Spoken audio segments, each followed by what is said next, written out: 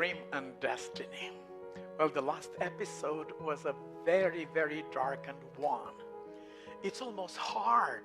The hardest in life is to see love being treated with hatred, to see people responding to love with crime, with killing.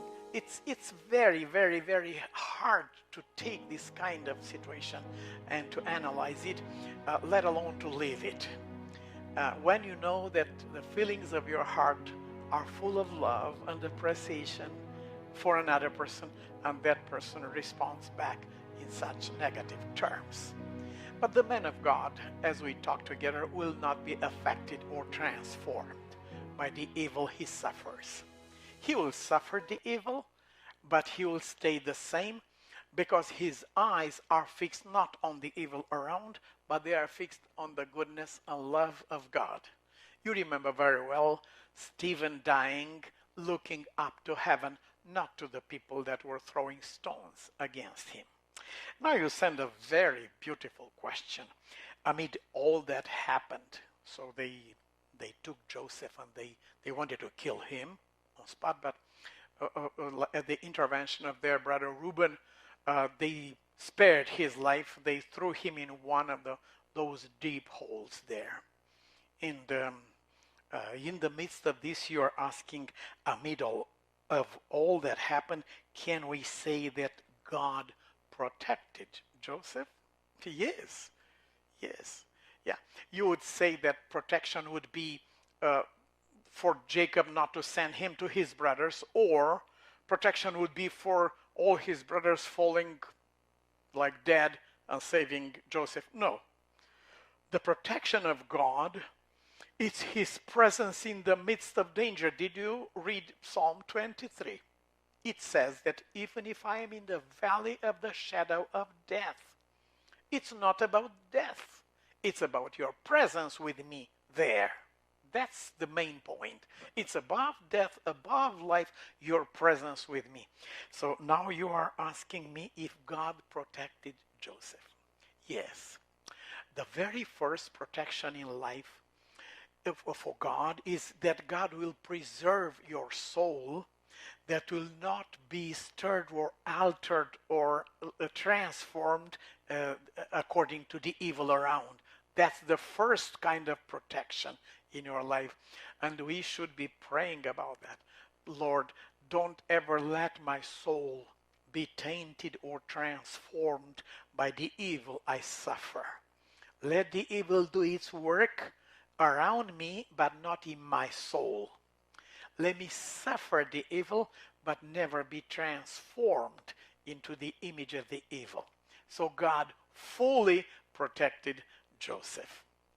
Joseph was not transformed into a hater in the midst of this so unjust reaction from his brothers. That was a kind of protection. Second, why didn't God intervene to change the course of events? No.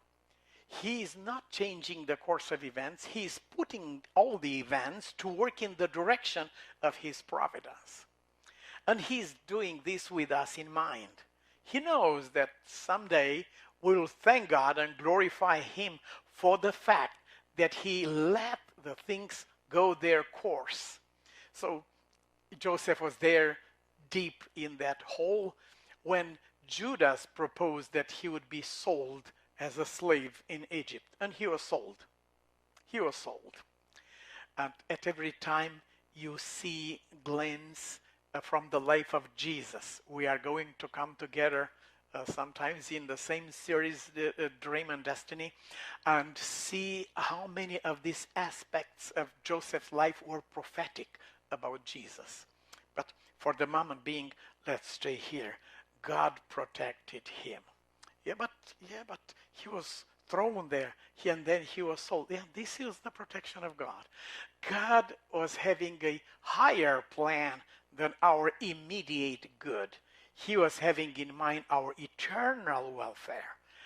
He was having in mind everybody around. And Joseph was cooperating with God at every single step.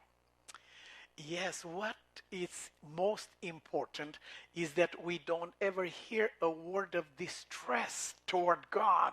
Lord, what's going on? Why don't you take these people out of my way? No, not one word. Joseph cooperates with God in every detail of the plan.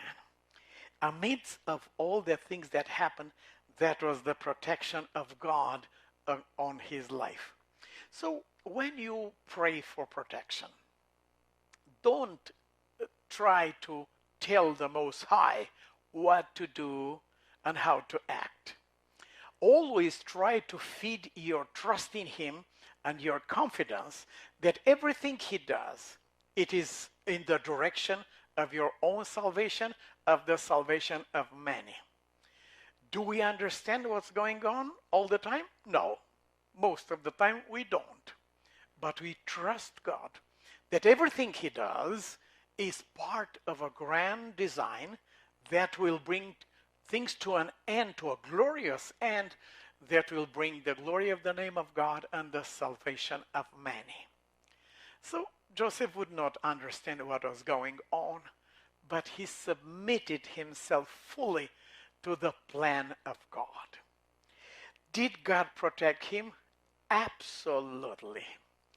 Not only protected him, but as he told in the end of the story, he said, I know you meant evil, but God took this evil and turned it into good.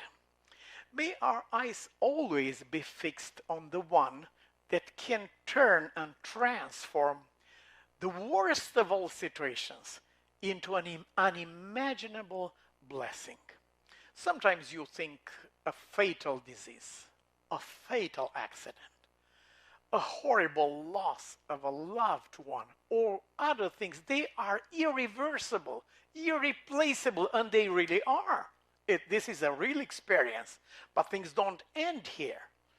We need to continue saying, yes, I know it's a irreversible situation and it's such a painful loss, but in the same time, I know, my God, that you can take my loss, you can take my suffering, even my defeat, even my worst mistake in life. If I commit them to you, in your hands, they become beautiful and glorious stories of the grace of God.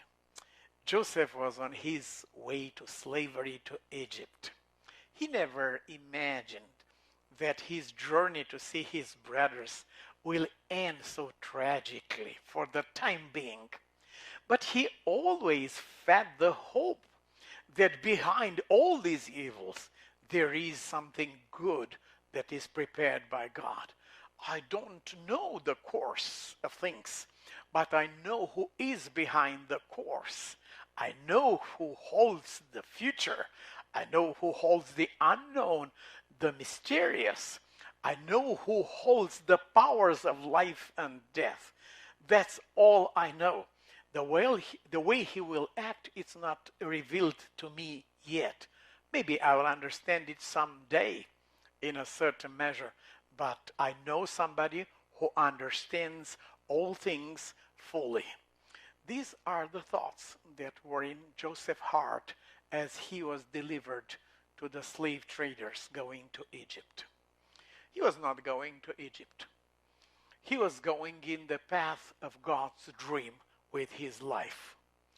It's this dream of God with him that became his dream with God. It is this dream that kept him alive, that kept him running, kept him going, hoping every single day that he will see and understand the ways of God. Yes, it proved true. His patience was rewarded. His trust in God, unimaginably rewarded. God never betrays the one who trusts him. I wanted to leave my youngest daughter behind me when I go with my wife for to buy a few things, and I wanted to just sneak around her and go out, but she was alone in that room, and then I watched her to see how she would react, and she would talk to herself. that maybe we went buying something without her, but still she shook the thought and she said, "No, Nicholas will never go without me," she said. And she was 3 years old. I almost fainted. I went in that room, I took her on my back, and I went to the car. When my wife saw me with her on my back, "Why did you take her?" I said I could not go over her words, that Nicholas will never let me alone or let me behind. And this is the same with our God. Whatever situation would be, trust God. He will never betray the one that trusts him.